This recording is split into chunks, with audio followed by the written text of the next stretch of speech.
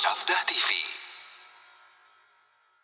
Bismillahirrahmanirrahim. Assalamualaikum warahmatullahi wabarakatuh. Alhamdulillahi rabbil alamin. Wassalatu wassalamu ala ashrafil anbiya'i wa sayyidil mursalin Nabiina Muhammadin wa ala alihi wa sahbihi wa man tabi'ahum bi ihsanin ila yaumiddin. Allahumma inna nas'aluka bi asma'ikal husna wa sifatikal ula an tu'allimana ma yanfa'una wa an tanfa'ana bima 'allamtana wa an tazidana 'ilman wa 'amala wa an taj'ala hadzal 'amal khalisan liwajhikal karim wa an tusahhila lana umurana wa talabana fil 'ilmi wa an tusliha lana qulubana wa syu'unana kullaha wa an la takilana ila anfusina tarfata 'ain innaka waliyyu dzalika wal qadiru 'alaih. Masyaallah, gimana kabarnya semuanya? Masih semangat? Iya. Kurang majelis ini sama majelis besok insyaallah. Baik. Pada kesempatan kali ini kita akan membahas tentang mauqiful ulama min at-tauhid. Sikap para ulama ya terhadap tauhid. Yang dimaksud dengan ulama di sini bisa benar-benar seorang alim, seorang ulama, bisa orang-orang yang dianggap sebagai ulama, ya. Karena nanti kita akan ketahui bahwa ada di antara ulama-ulama ini yang sebenarnya bukanlah ulama, tapi dianggap oleh orang-orang sebagai ulama, ya. Bagaimana sikap para ulama terhadap tauhid? Ya. Baik, silakan dibaca. Poin A, sikap ulama terhadap tauhid. Ulama adalah pewaris para nabi, dan menurut keterangan Al-Quran, yang pertama kali disuruhkan oleh para nabi adalah tauhid.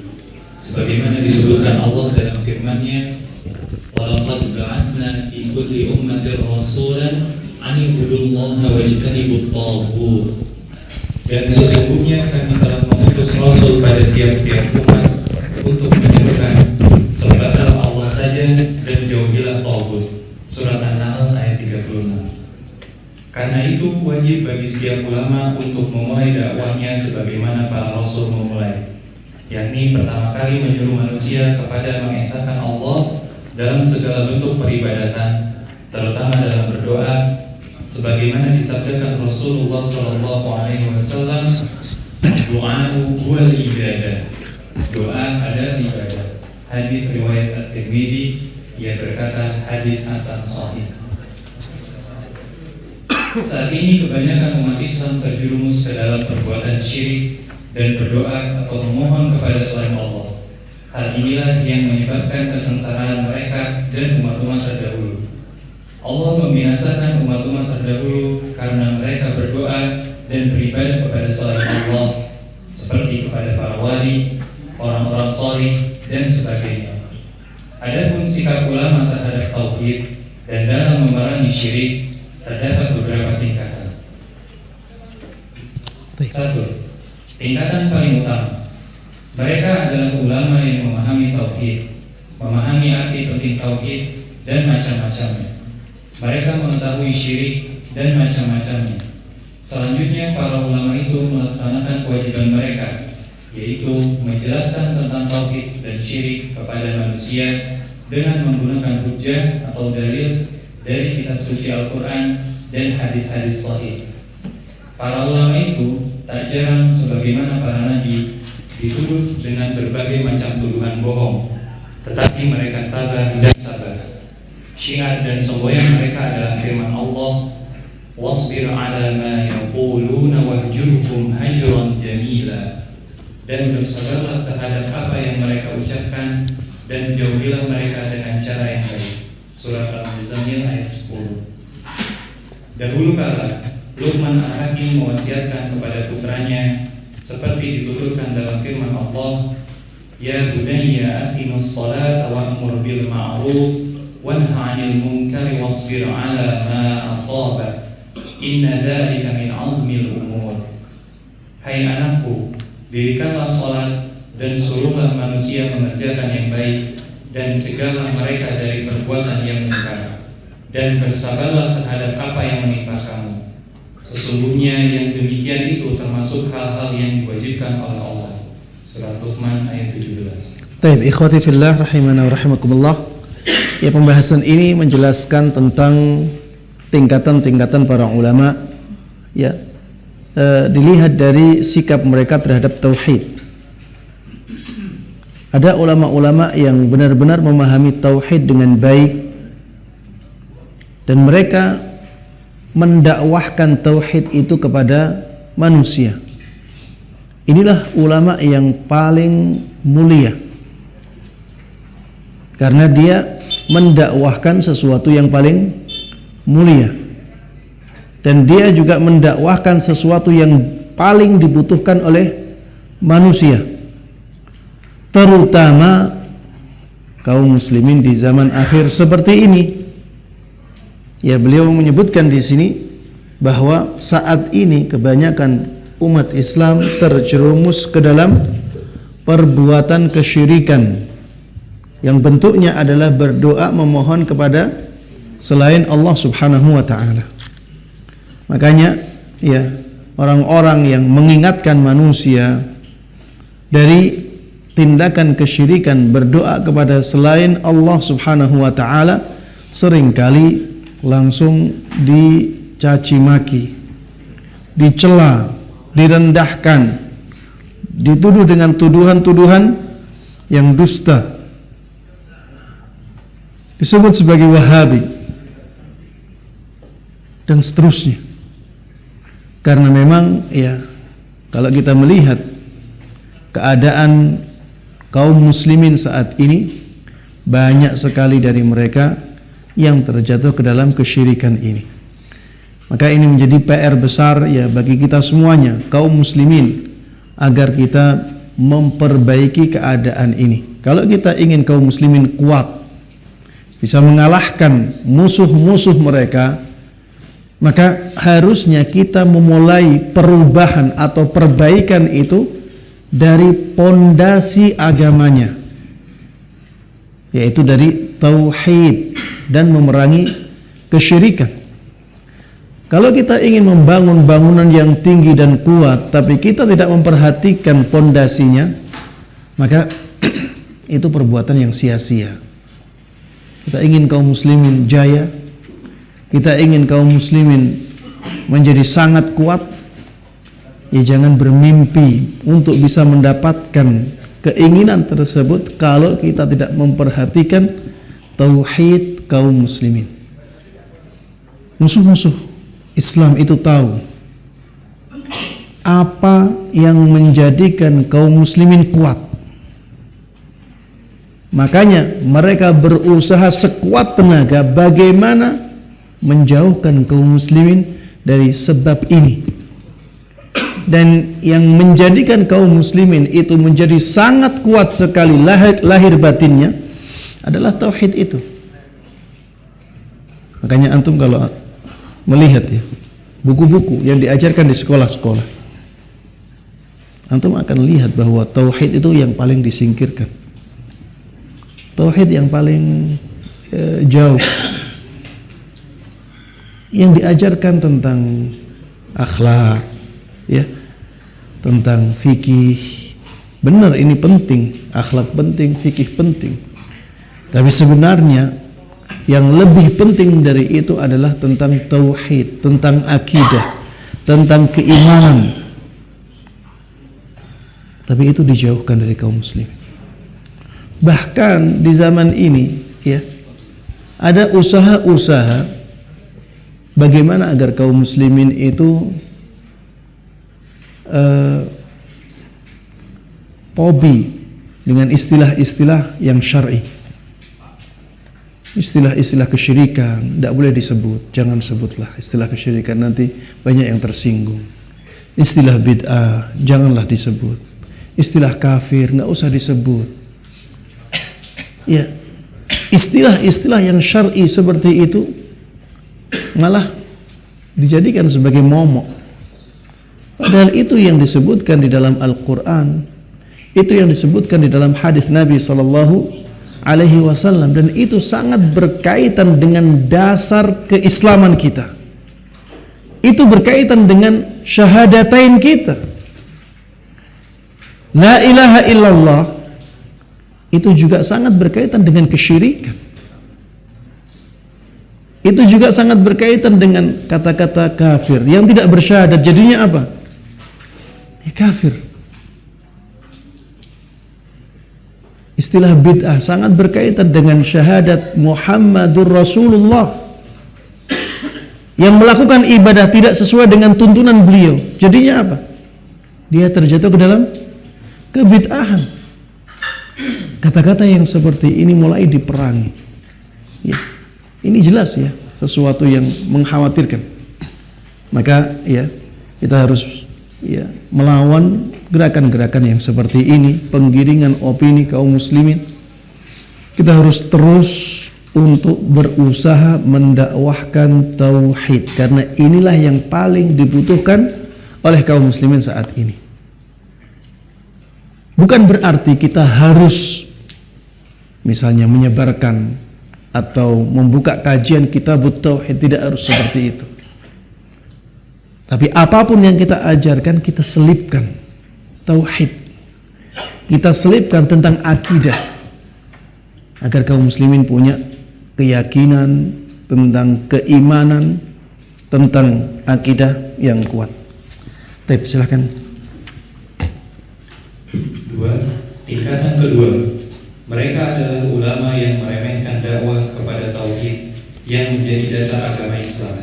Mereka merasa cukup mengajak manusia mengerjakan sholat, memberikan penjelasan hukum, dan berjihad tanpa berusaha meluruskan akidah umat Islam. Seakan mereka belum mendengar firman Allah Subhanahu wa Ta'ala, "Walau asyraku lahabitu anhum ma kanu ya'malun." Seandainya mereka mempersekutukan Allah, niscaya lenyaplah dari mereka amalan yang telah mereka kerjakan. Iya, yang dimaksud dengan mereka di sini adalah siapa? Para nabi. Iya, para nabi. Karena sebelum ayat ini Allah Subhanahu wa Ta'ala menyebutkan belasan nabi. Kemudian Allah menutup dengan kata-kata walau asyraku lahabita anhum ma kanu ya'malun. Seandainya mereka melakukan kesyirikan, maka lenyaplah amalan-amalan mereka. Baik. Seandainya mereka mengajak kepada tauhid sebelum berdakwah kepada yang lain, sebagaimana yang dilakukan oleh para rasul, tentu dakwah mereka akan berhasil dan akan mendapat pertolongan dari Allah, sebagaimana Allah telah memberikan pertolongan kepada para rasul dan nabinya. Allah Subhanahu wa Ta'ala berfirman, "Wa'adallahu alladhina amanu minkum wa 'amilus shalihat la yastakhlifannahum fil ardi kama istakhlafal ladina min qablihim wa la yumakkinanna lahum dinahum alladhi irtadha lahum wa la yubaddilannahum min ba'di khawfihim amna ya'budunani la yushrikuna bi syai'an wa man kafara ba'da dzalika fa ulaika humul fasiqun." Dan Allah telah berjanji kepada orang-orang yang beriman di antara kamu dan mengerjakan amal-amal shalih bahwa Dia sungguh-sungguh akan menjadikan mereka berkuasa di bumi, sebagaimana Dia telah menjadikan orang-orang yang sebelum mereka berkuasa. Dan sungguh Dia akan meneguhkan bagi mereka agama yang telah diridhoinya untuk mereka.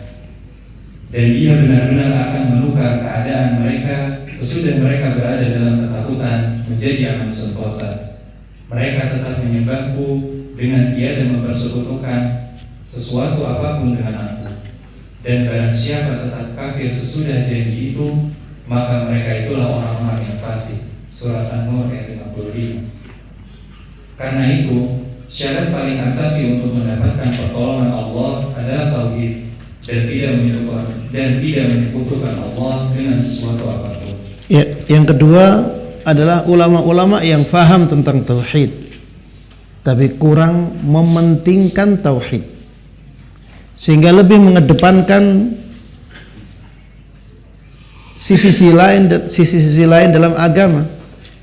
ya, menjelaskan tentang fikih, ya, menjelaskan tentang akhlak, menjelaskan tentang sirah, tapi tidak atau kurang semangat untuk menjelaskan tentang tauhid, tentang akidah, tentang keimanan.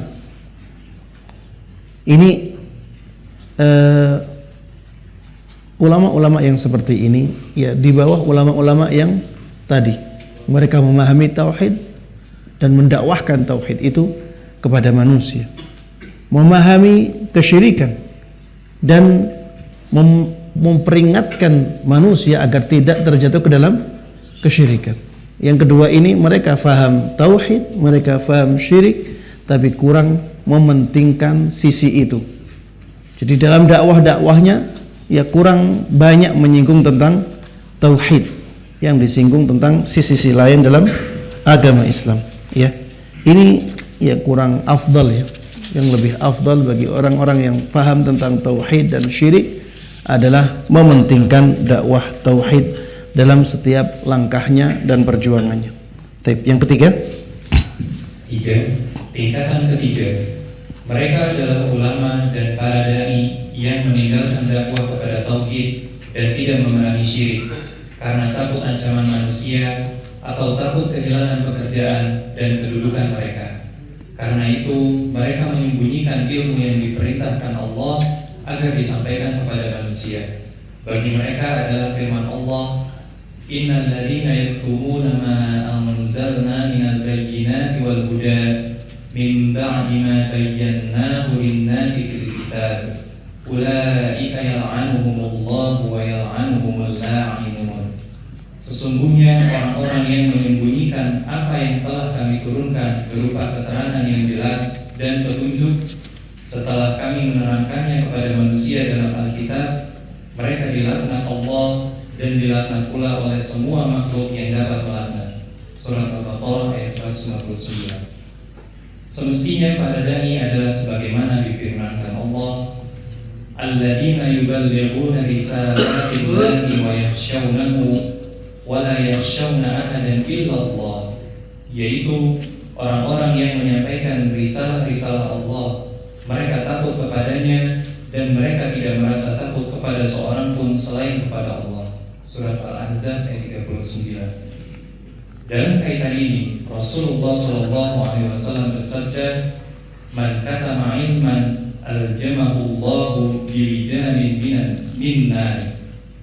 Barang siapa menyembunyikan ilmu, niscaya Allah akan mengekangnya dengan kekang dari api neraka. Hadis riwayat Ahmad, hadis sahih. Iya. Tingkatan yang ketiga ini tingkatan yang sudah tercela. Kalau yang tingkatan yang kedua, tingkatan yang ya kurang afdal, karena dia meremehkan tauhid. Dia menyampaikan tauhid tapi kurang begitu fokus, kurang begitu menonjol. Ya makanya dia kata-katanya meremehkan. Kalau yang ini, yang tingkatan ketiga, benar-benar meninggalkan. Dia meninggalkan dakwah kepada tauhid padahal dia tahu. Dia meninggalkan, mengingkari kesyirikan padahal dia tahu. Kenapa? Karena dia takut kepada manusia. Dan ada orang-orang yang seperti ini, jamaah sekalian rahiman rahimakumullah. Mudah-mudahan kita tidak diuji dengan ujian yang seperti itu. Ya, ada banyak orang yang sudah tahu tauhid, sudah tahu kesyirikan, tapi karena lingkungannya sangat kuat, akhirnya dia tidak berani. Ya mungkin mereka punya alasan-alasan yang menurut mereka alasan yang kuat. Tapi mereka tetap nantinya akan mempertanggungjawabkan hal tersebut di hadapan Allah Subhanahu wa taala karena meninggalkan ilmu yang mereka sudah tahu untuk disampaikan kepada masyarakat. Ini menyembunyikan ilmu seperti ini. Menyembunyikan ilmu. Ada kesyirikan, dia diam saja. Dan banyak tadi ya kita baca ya ancaman orang-orang yang menyembunyikan ilmu. Innal ladzina yaktumuna ma anzalna minal kitab minal bayyinati wal huda min ba'di ma bayyanahu lin-nasi fil kitab ulaika yal'anuhumullah wa yal'anuhumul la'inun. Dilaknat sama Allah, dilaknat sama orang-orang yang bisa melaknat. Kemudian mengkatama ilman aljamahullahu bilijamin min nar. Barang siapa yang menyembunyikan ilmu, niscaya Allah akan mengekangnya dengan kekang dari api neraka. Ya, ini mengerikan. Ini dosa dan bahkan termasuk dosa besar karena mendatangkan laknat, dan ini juga mendatangkan ancaman yang khusus, yaitu dikekang dengan kekang dari api neraka. Taib, yang keempat. Tingkatan keempat, mereka adalah golongan ulama dan para syekh yang menentang dakwah kepada tauhid dan menentang berdoa semata-mata kepada Allah. Mereka menentang seruan kepada peniadaan doa terhadap selain Allah, seperti berdoa kepada nabi, wali, dan orang-orang mati, sebab mereka membolehkan yang demikian. Mereka menyelewengkan ayat-ayat ancaman berdoa kepada selain Allah hanya untuk orang-orang musyrik. Mereka beranggapan tidak ada satupun umat Islam yang tergolong musyrik, seakan-akan mereka belum pernah mendengar firman Allah, alladzina amanu wa lam yalbisu imanahum bidzulmin ulaika lahumul amnu wa hum muhtadun. Orang-orang yang beriman dan tidak mencampur adukan iman mereka dengan kezaliman atau syirik, mereka itulah orang-orang yang mendapat keamanan, dan mereka itu adalah orang-orang yang mendapat petunjuk. Surat Al-An'am ayat 82. Kezaliman di sini artinya syirik, dengan dalil firman Allah, inna syirka la zulmun azim. Sesungguhnya mempersekutukan Allah adalah benar-benar kezaliman yang besar. Surat Luqman ayat 13. Menurut ayat ini, seorang muslim bisa saja terjerumus kepada perbuatan syirik, sebagaimana kini banyak terjadi di negara-negara Islam. Kepada orang-orang yang membolehkan berdoa kepada selain Allah, mengubur mayit di dalam masjid, tawaf mengelilingi kubur, nazar untuk para wali, dan hal-hal lain dari perbuatan bid'ah dan munkar. Kepada mereka, Rasulullah SAW memperingatkan, innama akhafu ala ummatil a'immatal mudhillin. Sesungguhnya aku sangat khawatir atas umatku adanya pemimpin-pemimpin yang menyesatkan. Hadis sahih riwayat At-Tirmidzi. Salah seorang syekh Universitas Al-Azhar terdahulu pernah ditanya tentang bolehnya sholat menghadap ke kuburan. Kemudian syekh tersebut berkata, mengapa tidak dibolehkan sholat menghadap ke kubur? Padahal Rasulullah SAW dikubur di dalam masjid dan orang-orang sholat menghadap ke kuburannya. Harus diingat bahwa Rasulullah SAW tidak dikubur di dalam masjidnya, tetapi beliau dikubur di rumah Aisyah radhiyallahu anha. Dan Rasulullah SAW melarang sholat menghadap ke kuburan. Dan sebagian dari doa Rasulullah SAW adalah, Allahumma inni a'udzubika min ilmin la yanfa'. Ya Allah, sesungguhnya aku berlindung kepadamu dari ilmu yang tidak bermanfaat. Hadis riwayat Muslim. Maksudnya, yang tidak aku ajarkan kepada orang lain dan yang tidak aku amalkan, serta yang tidak menggantikan akhlak-akhlakku yang buruk menjadi baik. Demikian menurut keterangan Al-Munawi. Iya. Tingkatan yang keempat, ya, ini jelas lebih buruk daripada tingkatan yang ketiga. Tingkatan yang keempat ini ulama-ulama yang justru mendukung kesyirikan. Makanya, ya, tadi saya katakan bahwa yang dimaksud dengan ulama di sini ada yang ulama beneran, ada yang dianggap sebagai ulama. Ya, yang ketiga ini, yang keempat ini sudah bukan ulama. Dia bukan ulama karena mendukung kesyirikan. Bagaimana orang yang mendukung kesyirikan itu dianggap sebagai ulama yang hakiki? Sedangkan Allah Subhanahu wa taala mengatakan innama yakhsyallaha min ibadihil ulama. Yang takut kepada Allah hanyalah para ulama. Sedangkan mereka ini malah mendukung kesyirikan. Jadi mereka tidak takut kepada Allah Subhanahu wa taala. Mereka malah mendukung keburukan yang paling Allah benci. Dan ini yang berbahaya, jemaah. Orang yang sangat berbahaya itu orang-orang yang seperti ini. Makanya Rasulullah sallallahu alaihi wasallam sampai mengatakan, "Innama akhafu ala ummati al-a'immatal mudillin." Yang paling aku khawatirkan merusak umatku adalah para imam yang mereka menjadi penyesat-penyesat. Ada sebagian perkataan salaf yang mengatakan agama ini rusak, di antaranya dengan salahnya para ulama. Kalau orang awam salah, ya, yang terpengaruh dengan kesalahannya sedikit. Tapi kalau seorang ulama salah, ya, dan dia menjadi panutan, subhanallah, efek buruknya luar biasa. Di zaman kita ini misalnya orang-orang awam, ya, mereka yang mereka pandang ya ulama-ulama itu. Dan di sana ada ulama-ulama yang membolehkan kesyirikan, tidak masalah, ya. Minta kepada ahli kubur, enggak masalah minta syafaat kepada Rasulullah sallallahu alaihi wasallam. Tidak masalah ngaji di kuburan, tidak masalah khataman di kuburan, dan seterusnya. Tidak masalah pakai jimat, tidak masalah bersumpah dengan selain Allah, dengan Nabi Muhammad sallallahu alaihi wasallam. Banyak ulama yang seperti ini. Dan ini efek, ya, efek buruknya, efek merusaknya itu sangat luar biasa. Makanya kita harus bersama-sama untuk bekerja sama, ya, dalam menyebarkan tauhid, dalam memerangi kesyirikan, mengingatkan orang-orang agar mereka selamat, agar mereka tidak binasa.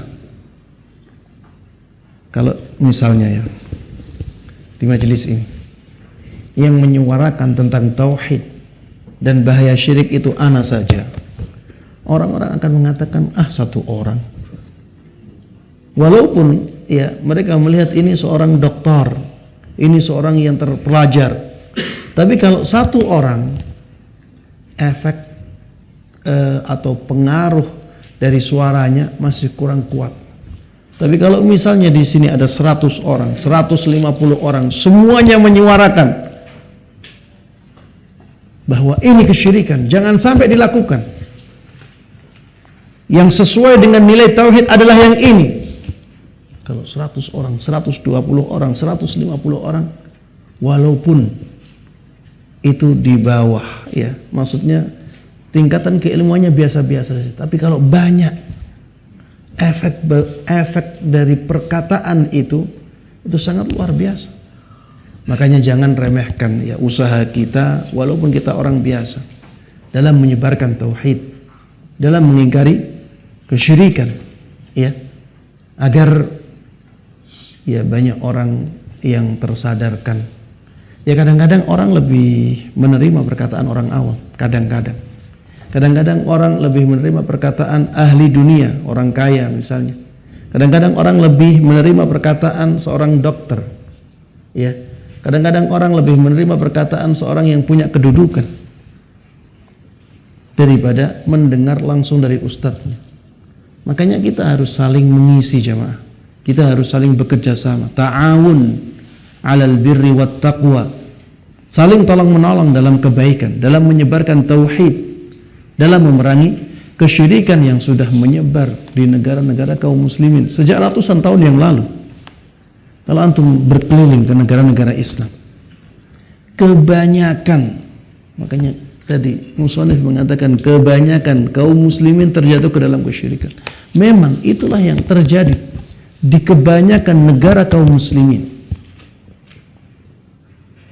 Yang terjadi di kebanyakan negara kaum muslimin, ya, adanya kuburan-kuburan yang dikeramatkan, adanya kuburan-kuburan yang dikultuskan, kuburan-kuburan yang dijadikan sebagai tempat beribadah selain ziarah, Selain ziarah yang disyariatkan, ada ya khataman Al-Quran, ada zikir-zikir bersama-sama, ada haul dan seterusnya. Ya itulah yang terjadi di masyarakat dan kebanyakan negara di dunia ini. Yang menegakkan tauhid di zaman kita ini benar-benar sedikit dari negara-negara yang ada di negara kaum muslimin. Inilah dari sini kita tahu kenapa kaum muslimin menjadi umat yang lemah. Karena mereka itu meninggalkan inti dari agama. Inti dari agama itu tauhid. Mereka tinggalkan itu. Maka wajar kalau mereka akhirnya menjadi umat yang lemah. Kalau mereka ingin kuat, mereka harus kembali untuk ya, menegakkan tauhid dan memerangi kesyirikan.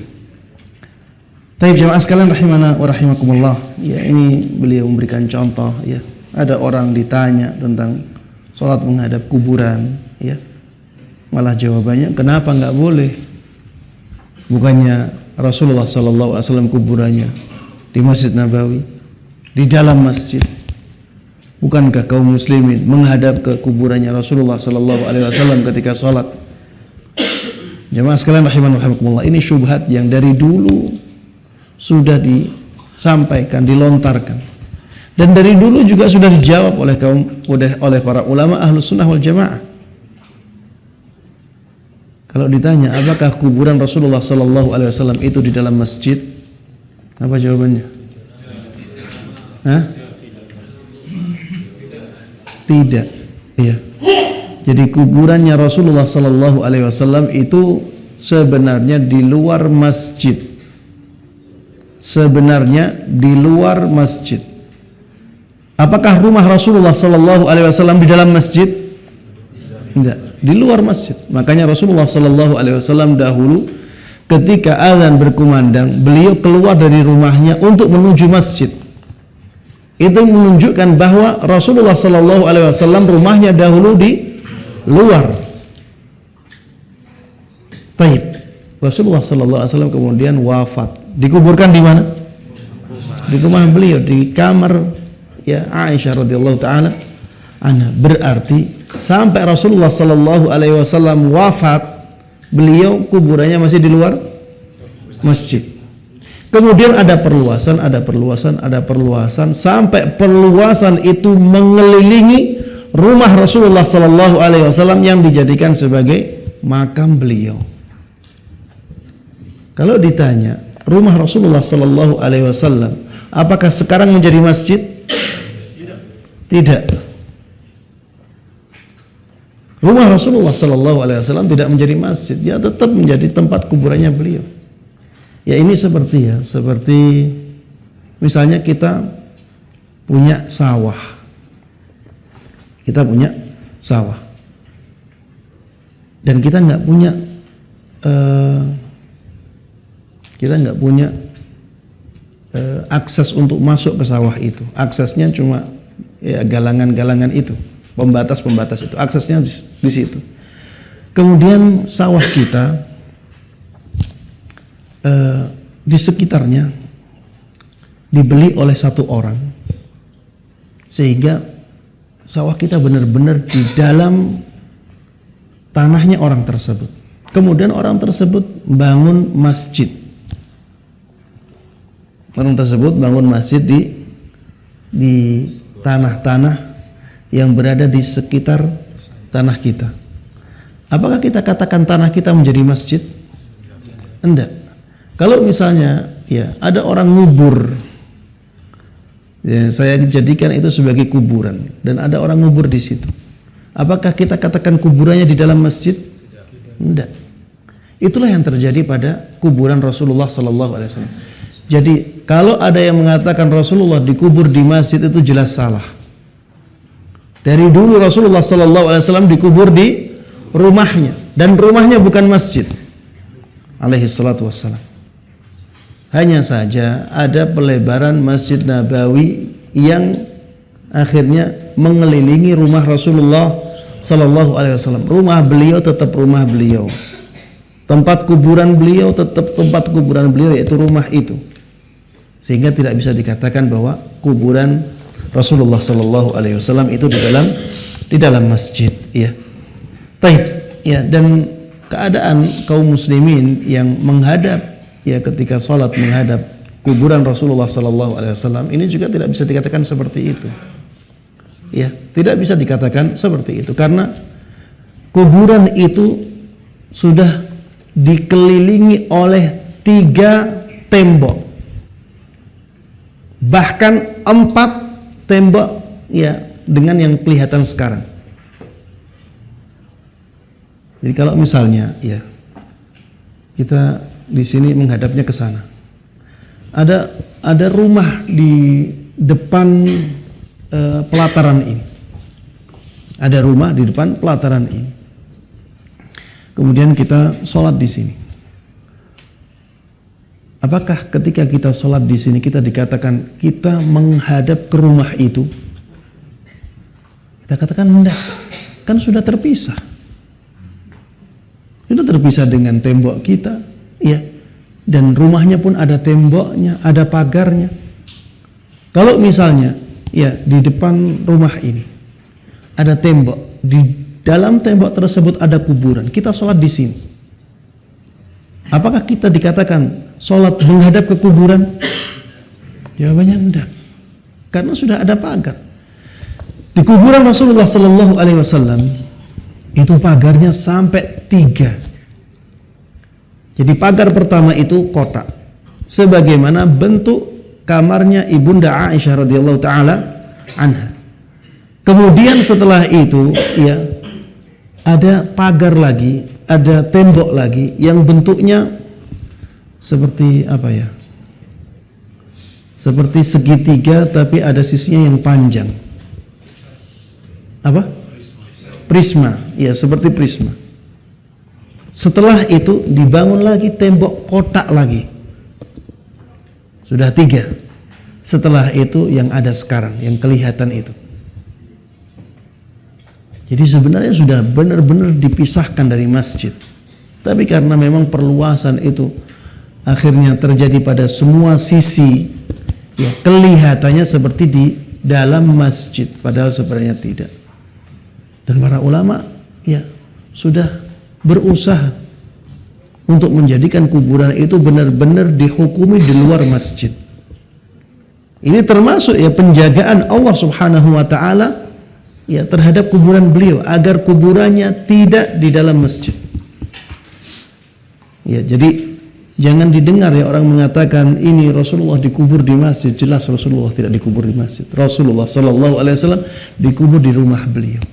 Kalau dikatakan kaum muslimin menghadap ke kuburan Rasulullah Sallallahu Alaihi Wasallam, kita katakan tidak sama sekali karena sudah ada tembok-tembok yang memisahkan antara masjid dengan kuburan beliau. Wallahu ta'ala. Baik, tingkatan yang kelima. Tingkatan kelima, mereka adalah orang-orang yang mengambil ucapan-ucapan guru dan syekh mereka dan menaatinya meskipun dalam maksiat kepada Allah. Mereka adalah orang-orang yang melanggar sabda Rasulullah SAW. Ya, jamaah, ya, kita itu Masya Allah, ya, Allah Subhanahu wa ta'ala memberikan nikmat yang sangat besar, ya, kepada kita semuanya dengan Al-Quran. Coba bayangkan, ya, semua yang dijelaskan tadi selalu ada dalilnya dari Al-Quran dengan sangat detail. Quran, ya, hadis jelas, ya, akan ada penjelasan yang lebih tegas lagi. Al-Quran yang kelihatannya cuma 604 halaman, tapi subhanallah menjelaskan tentang banyak sekali masalah-masalah yang dilakukan oleh orang-orang, ya, yang jauh, ya, datangnya jauh dengan jarak Al-Quran. Kita sudah 1400 tahun lebih, ya, tapi seakan-akan Al-Quran menjelaskan tentang amalan orang di zaman ini. Coba dibaca ayatnya, ya, dibaca terjemahannya. Pada hari ketika muka mereka dibolak-balikan dalam neraka, mereka berkata, alangkah baiknya andai kata kami dahulu taat kepada Allah dan taat pula kepada Rasul. Dan mereka berkata, Ya Rabb kami, sesungguhnya kami telah menaati pemimpin-pemimpin dan pembesar-pembesar kami, lalu mereka menyesatkan kami dari jalan yang benar. Ya Rabb kami, timpakanlah kepada mereka azab 2 kali lipat, dan kutuklah mereka dengan kutukan yang besar.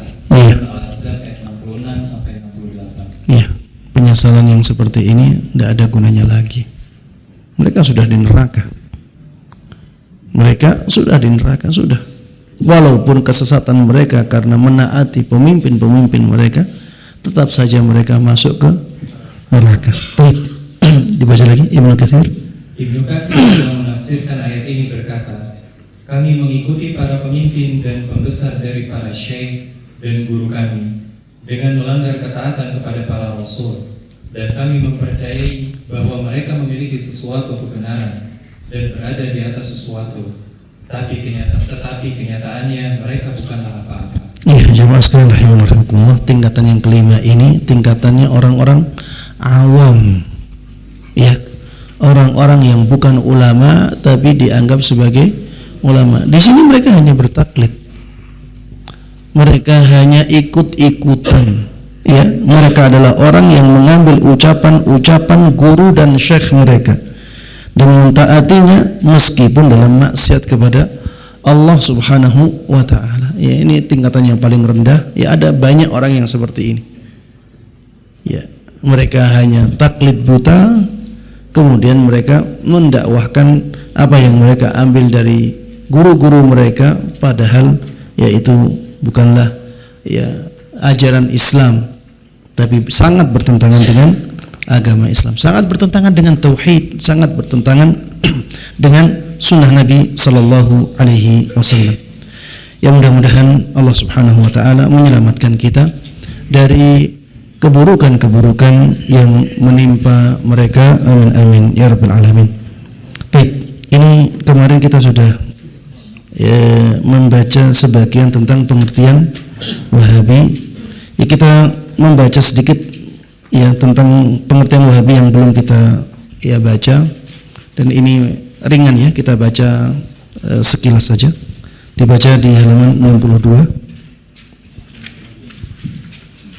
Ya. Bagian 11, pengertian Wahabi. Ya. A. Pengertian Wahabi. Musuh-musuh tauhid memberi gelar Wahabi kepada setiap muwahhid atau yang mengesahkan Allah, nisbat kepada Muhammad bin Abdul Wahhab. Jika mereka jujur, mestinya mereka mengatakan Muhammadi, nisbat kepada namanya yaitu Muhammad.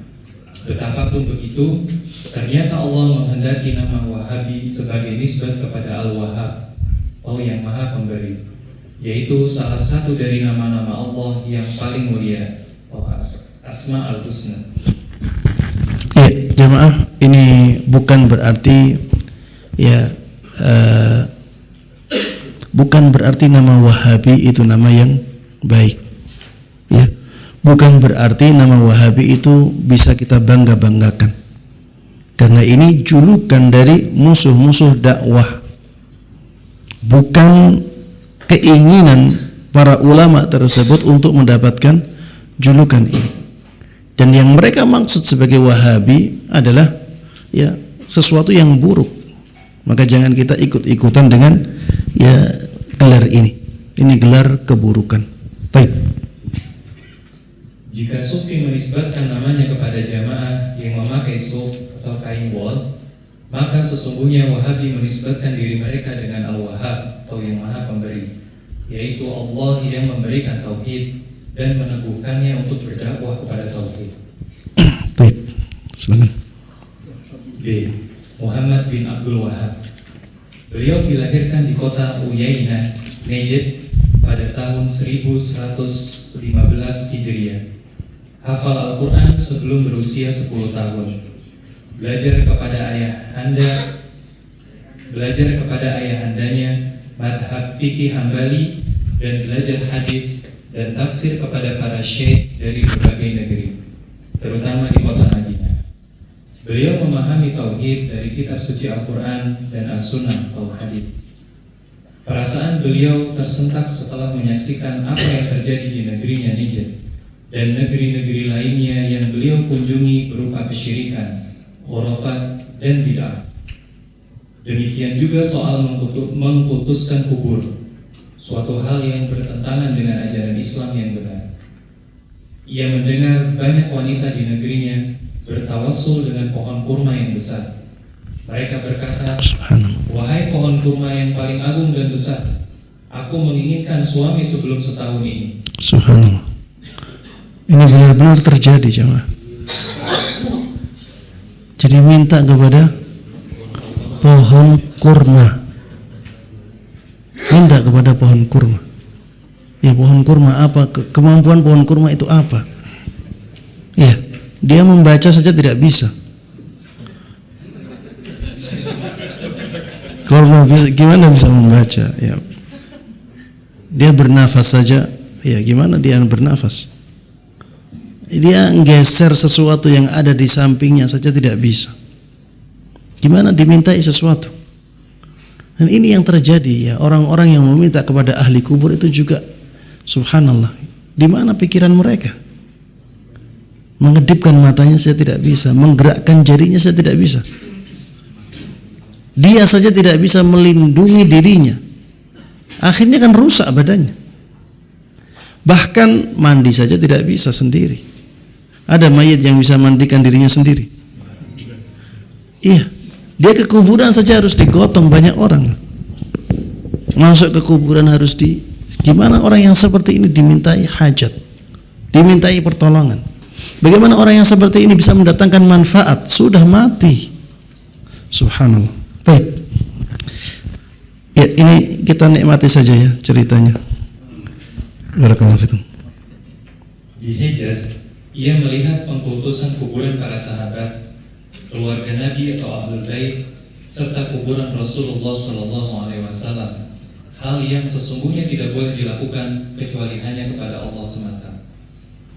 Di Madinah, ia mendengar permohonan tolong atau istighatsah kepada Rasulullah SAW serta berdoa memohon kepada selain Allah yang sungguh bertentangan dengan Al-Quran dan sabda Rasulullah SAW.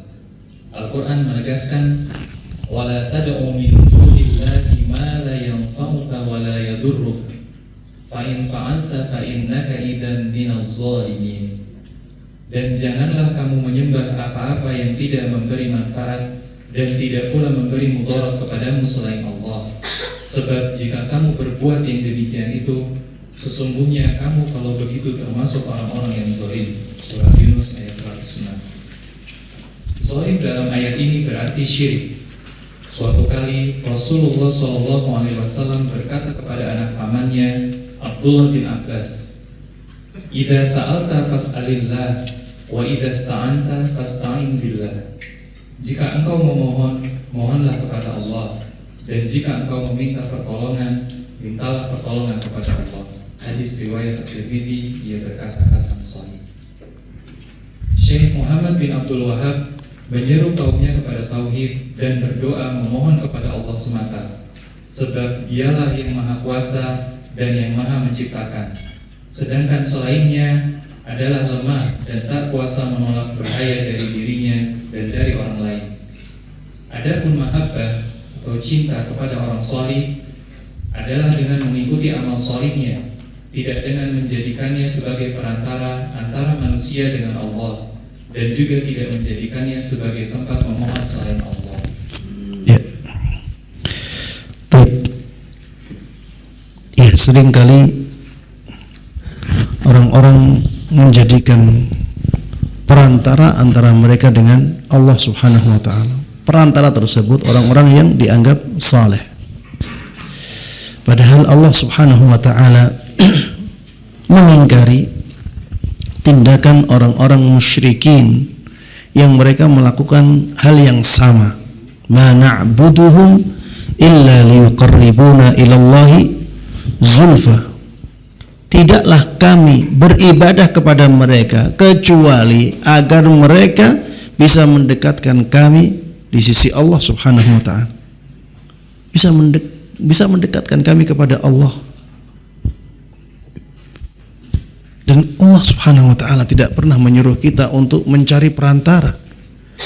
Wa qala rabbukum ud'uni astajib lakum. Rabb kalian mengatakan, berdoalah kepadaku, aku akan ijabahi doa kalian. Tidak mengatakan carilah perantara dan mohon kepada perantara itu agar dia berdoa kepadaku. Tidak seperti itu. Bahkan kalau ada orang yang menyangka bahwa antara dia dengan Allah itu jauh, Allah sudah bantah di dalam Al-Quran, wa idza sa'alaka ibadi anni fa inni qarib. Apabila hamba-hambaku bertanya kepadamu wahai Muhammad tentang aku, jawablah sesungguhnya aku dekat dan aku akan mengijabahi doanya orang yang berdoa kepadaku. Ujibu da'watad da'i idza da'an. Sudah sangat tegas ya. Allah itu dekat dengan hambanya. Maksudnya Allah tahu perantara itu dibutuhkan ketika dia tidak tahu dengan orang yang datang ini, maka butuh perantara. Allah Maha tahu segalanya, keadaan kita, bahkan Allah lebih tahu daripada kita tentang diri kita. Bagaimana yang seperti ini butuh perantara lagi? Untuk apa perantara? Kita ngomong di sini seperti ini, Allah di atas langit, ya di atas arasy-Nya mendengar kita. Allah di atas arasy-Nya melihat kegiatan kita. Bagaimana yang seperti ini butuh perantara? Ya, baik, silakan diteruskan. Para penentang. 1. Para penentang. Para ahli bid'ah menentang keras dakwah tauhid yang dibangun oleh Syekh Muhammad bin Abdul Wahab. Ini tidak mengherankan, sebab musuh-musuh tauhid telah ada sejak zaman Rasulullah SAW. Bahkan mereka merasa heran terhadap dakwah kepada tauhid. Mereka mengatakan, aja'alal alihata ilaha wahida, inna hadza la syai'un ujab. Mengapa ia menjadikan Tuhan-Tuhan itu Tuhan yang satu saja? Sesungguhnya ini benar-benar suatu hal yang sangat mengherankan. Surat Shad ayat 5. Musuh-musuh Syekh memulai perbuatan kejinya dengan memerangi dan menyebarluaskan berita-berita bohong tentangnya. Bahkan mereka bersekongkol untuk membunuhnya dengan maksud agar dakwahnya terputus dan tak berkelanjutan. Ini yang dilakukan oleh semua musuh dakwah. Biasanya seperti itu. Cara-cara yang halus ya. Akhirnya mereka akhiri ketika sudah tidak ada harapan, dan mereka akan menggunakan cara yang anarkis. Mereka akan menggunakan cara-cara seperti ini. Rasulullah akan dibunuh, Syekh Muhammad bin Abdul Wahab juga ya akan dibunuh ketika itu karena mendakwahkan tauhid. Cara-cara kekerasan akan dipakai oleh mereka karena biasanya mereka sudah kalah dengan hujjahnya. Mereka tidak mampu berdiskusi lagi. Hujjahnya menjadi sangat lemah di hadapan orang-orang yang bertauhid, berpaham ahlus sunnah wal jamaah, bermanhaj salaf. Akhirnya mereka menggunakan cara-cara kekerasan. Ya seperti umat-umat terdahulu. Ya Nabi Ibrahim misalnya. Ketika Nabi Ibrahim menegakkan hujjah kepada kaumnya tentang tauhid, kaumnya tidak bisa apa-apa. Tapi setelah itu apa yang dilakukan oleh kaumnya? Mereka membakar Nabi Ibrahim. Tindakan anarkis, nggak ada pilihan lain bagi mereka. Karena dari sisi dalil mereka benar-benar ya kalah ya. Baik, silakan dilanjutkan. Tetapi Allah Subhanahu wa taala menjaganya dan memberinya penolong sehingga dakwah tauhid tersebar luas di Hijaz dan di negara-negara Islam lainnya. Ya, Hijaz itu mana? Mekah, Madinah, ya. Haramain. Mekah, Madinah itu disebut sebagai Hijaz. Baik. Meskipun demikian, hingga saat ini masih ada pula sebagian orang yang menyebarluaskan berita-berita bohong. Misalnya mereka mengatakan dia, Syekh Muhammad bin Abdul Wahab, adalah pembuat madhab yang kelima atau madhab yang baru. Padahal dia adalah seorang penganut madhab Hanbali. Dan mereka mengatakan orang-orang Wahabi tidak mencintai Rasulullah SAW Alaihissalatu tidak wassalam. bersolawat atasnya, mereka anti bacaan solawat. Baik. Padahal kenyataannya Syekh Muhammad bin Abdul Wahab telah menulis kitab Mukhtasar Sirah Ar-Rasul Sallallahu Alaihi Wasallam atau ringkasan sejarah Rasulullah Sallallahu Alaihi Wasallam. Kitab ini bukti sejarah atas kecintaan Syekh Muhammad bin Abdul Wahab kepada Rasulullah Sallallahu Alaihi Wasallam. Mereka mengada-adakan berbagai cerita dusta tentang Syekh Muhammad bin Abdul Wahab yang karenanya mereka bakal dihisab pada hari kiamat kelak. Seandainya mereka mau mempelajari kitab-kitab beliau dengan penuh kejujuran, niscaya mereka akan menemukan Al-Quran, hadits, dan ucapan sahabat sebagai rujukannya. Seseorang yang dapat dipercaya memberitahukan kepada penulis bahwa ada salah seorang ulama yang memperingatkan dalam pengajian-pengajiannya dari ajaran Wahabi. Suatu hari, salah seorang dari hadirin memberinya sebuah kitab tulisan Syekh Muhammad bin Abdul Wahab. Sebelum diberikan, ia hilangkan terlebih dahulu nama penulisnya. Ulama itu membaca kitab tersebut dan amat kagum dengan kandungannya. Setelah mengetahui siapa penulis buku yang dibacanya, mulailah ia memuji Muhammad bin Abdul Wahab.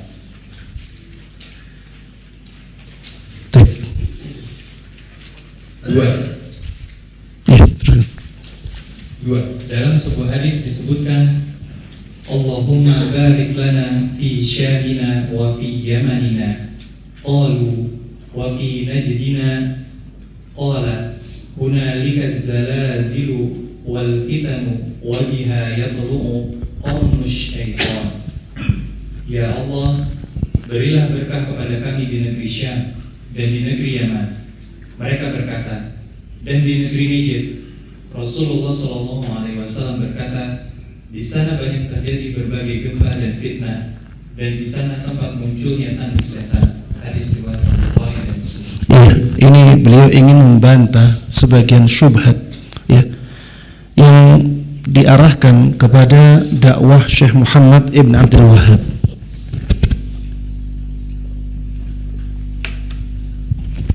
Mereka mengatakan hadis ini menunjukkan bahwa pemahaman yang dibawa oleh Syekh Muhammad ibn Abdul Wahab itu pemahaman yang sesat. Karena di sini disebutkan bahwa di Najd itulah terjadi gempa dan fitnah. Dan di Najd itulah tempat munculnya tanduk syaitan. Dan sekarang daerah Riyadh, Qasim dan sekitarnya itu disebut sebagai Najd. Kalau ada kata-kata Najd ya untuk Saudi Arabia, itu yang dimaksud adalah negara daerah Riyadh, daerah Qasim dan sekitarnya. Dan di sanalah Syekh Muhammad ibn Abdul Wahab berasal ya, dari Najd. Kemudian mereka menjadikan ya Syekh Muhammad ibn Abdul Wahab sebagai bagian dari hadis ini, sehingga mereka mengatakan pemahaman yang dibawa oleh Syekh Muhammad ibn Abdul Wahab itu pemahaman yang menyimpang dengan dalil hadis ini. Maka perlu dibantah. Bagaimana membantahnya disebutkan oleh Syekh di sini. Silakan dibaca Ibnu Hajar. Ibnu Hajar Al-Asqalani dan ulama lain yang menyebutkan yang dimaksud Najd dalam hadis di atas adalah Najd Irak. Hal itu terbukti dengan banyaknya fitnah yang terjadi di sana, yang di situ Al-Husain bin Ali radhiyallahu anhuma dibunuh. Jadi yang dimaksud dengan Najd di dalam hadis ini adalah daerah Irak dan sekitarnya. Ya, daerah Irak dan sekitarnya, bukan Najd yang ada di Saudi Arabia. Ya. Buktinya apa? Apa yang disampaikan oleh Rasulullah sallallahu alaihi wasallam itu memang terjadinya di sana. Ada banyak fitnah, ya. Dan ada banyak pemahaman-pemahaman yang menyimpang dari arah Najd itu, dari Irak tersebut. Baik, silakan dibaca. Hal ini berbeda dengan anggapan sebagian orang bahwa yang dimaksud dengan Najd adalah Hijaz, kota yang tidak pernah terjadi fitnah di dalamnya sebagaimana yang terjadi di Irak. Bahkan sebaliknya, yang tampak di Najd Hijaz adalah tauhid, yang karenanya Allah menciptakan alam semesta ini, dan karenanya pula Allah mengutus para rasul. Baik, teruskan. 3. Sebagian ulama yang adil sesungguhnya menyebutkan bahwa Syekh Muhammad bin Abdul Wahhab adalah salah seorang mujaddid atau pembaharu abad 12 Hijriah. Mereka menulis buku-buku tentang beliau. Di antara para pengarang yang menulis buku tentang beliau adalah Syekh Ali Tantawi yang telah menulis buku tentang silsilah tokoh-tokoh sejarah. Di antara tokoh yang beliau sebutkan adalah Syekh Muhammad bin Abdul Wahhab dan Ahmad bin Irfan. Dalam buku tersebut beliau menyebutkan bahwa akidah tauhid sampai ke India dan negeri-negeri lainnya melalui jamaah haji dari kaum muslimin yang terpengaruh dengan dakwah tauhid di kota Makkah. Karena itu, penjajah Inggris yang menjajah India ketika itu bersama-sama dengan musuh-musuh Islam memerangi akidah tauhid tersebut. Hal itu dilakukan karena mereka mengetahui bahwa akidah tauhid akan menyatukan umat Islam dalam melawan mereka. Dan yang tersebar malah yang sebaliknya. Orang-orang memfitnah bahwa dakwah Syekh Muhammad ibn Abdul Wahhab itu dakwah yang dibentuk oleh tentara Inggris. Ini pemutarbalikan fakta. Justru ya pemahaman Syekh Muhammad ibn Abdul Wahhab inilah yang menjadi pemahaman yang akhirnya membangkitkan semangat jihad untuk melawan para penjajah. Bahkan di Indonesia. Di Indonesia ini ya yang mengajak kaum muslimin untuk berjihad melawan penjajah, mereka yang punya paham yang dibawa oleh Syekh Muhammad ibn Abdul Wahhab, paham tauhid yang sunnah ya. Seperti misalnya Teuku Imam Bonjol dan masih banyak ya yang lainnya. Mereka mendakwahkan jihad karena di dalam akidah dan di dalam tauhid yang lurus ada dakwah jihad di jalan Allah Subhanahu wa taala. Baik, selanjutnya mereka mengomando kaum Mu'tazilah agar mencemarkan nama baik dakwah kepada tauhid. Ya, maksudnya dari kaum Mu'tazilah di sini adalah orang-orang yang dibayar ya, tentara-tentara bayaran atau orang-orang bayaran ya, agar mereka mencemarkan nama baik ya dakwah kepada tauhid yang dibawa oleh Syekh Muhammad ibn Abdul Wahhab. Baik. Maka mereka pun mencap setiap muwahhid yang menyeru kepada tauhid dengan kata Wahabi. Kata itu mereka maksudkan sebagai padanan dari tukang bid'ah, sehingga memalingkan umat Islam dari akidah tauhid yang menyeru agar umat manusia beribadah dan berdoa hanya semata-mata kepada Allah. Jadi julukan Wahabi itu bukan dari Syekh Muhammad ibn Abdul Wahhab, tapi dari musuh-musuh beliau. Makanya jangan sampai kita malah pakai kemudian kita bangga-banggakan. Iya, baik. Orang-orang bodoh itu tidak mengetahui bahwa kata Wahabi adalah nisbat kepada Al-Wahhab atau yang Maha Pemberi, yaitu salah satu dari nama-nama Allah yang paling baik atau Asma al-Husna, yang memberikan kepadanya tauhid dan menjanjikannya masuk surga. Baik, alhamdulillahilladzi bi ni'matihi tatimmus shalihat. Ya, dengan demikian majelis ini berakhir. Ya, mudah-mudahan apa yang kita dapatkan di majelis ini benar-benar bermanfaat untuk kita semuanya. Mudah-mudahan Allah berkahi ya ilmu kita dan umur kita. Mudah-mudahan juga Allah Subhanahu wa taala memberikan taufiknya kepada kita semuanya untuk bisa mengamalkan semua ilmu yang sampai kepada kita dan bisa mengajarkannya kepada orang lain dengan baik dan mudah. Amin amin ya rabbal alamin. Wa sallallahu wa sallama wa baraka ala nabiyyina Muhammadin wa ala alihi wa sahbihi wa man tabi'ahum bi ihsanin ila yaumiddin. Wa subhanakallahumma wa bihamdik asyhadu an la ilaha illa anta astaghfiruka wa atubu ilaik.